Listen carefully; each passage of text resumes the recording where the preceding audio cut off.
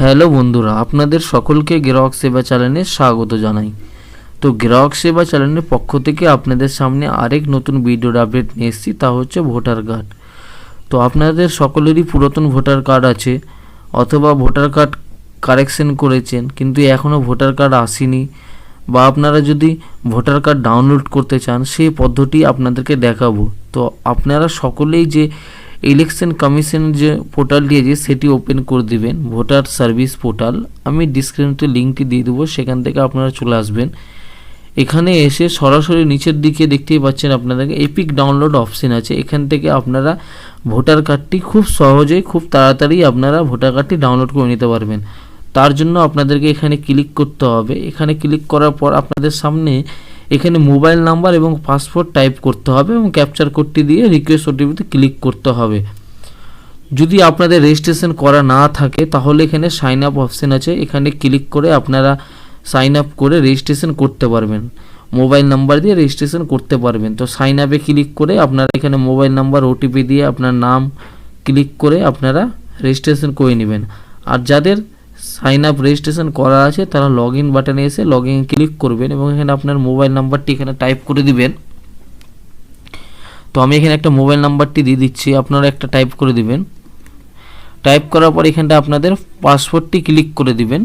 আপনি যে রেজিস্ট্রেশনের সময় যে পাসওয়ার্ডটি দিয়েছিলেন সেটি আপনারা এখানে ক্লিক করবেন।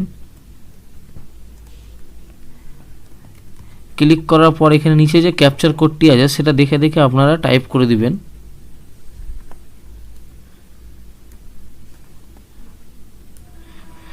সমস্ত কিছু ডিটেল দেওয়ার পর যে এখানে রিকোয়েস্ট ওটিপি আছে সেটাতে ক্লিক করবেন। তো সরাসরি আপনার ফোনে ওটিপি চলে যাবে এবং এখানে টাইম দিয়ে দিয়েছে 3 মিনিটের মধ্যে আপনাদেরকে ওটিপিটি এখানে দেখে দেখে টাইপ করতে হবে। আপনাদের 6 ডিজিটের ওটিপি থাকবে, সেটা আপনারা টাইপ করে দিবেন। তো আমি এখানে ওটিপিটি টাইপ করে দিই।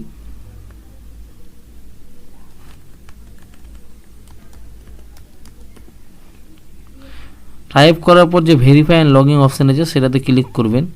ক্লিক করার পর আপনাদের যে আইডিটি আছে সেটি লগ ইন হয়ে যাবে। ইলেকশন কমিশন যে জেনারেল ইলেকশন 2024 সেই পোর্টালটি লগ ইন হয়ে যাবে এবং এখানটায় যে এপিক ডাউনলোড অপশান আছে সেটাতে ক্লিক করবেন। তো আপনারা যে ভোটার কার্ডটি ডাউনলোড করবেন সেই ভোটার নাম্বারটি এখানে টাইপ করবেন। তো আমি এখানে একটা ভোটার নাম্বার ডাউনলোড করার জন্য এপিক নাম্বারটি টাইপ করে দিচ্ছি, আপনারাও টাইপ করবেন।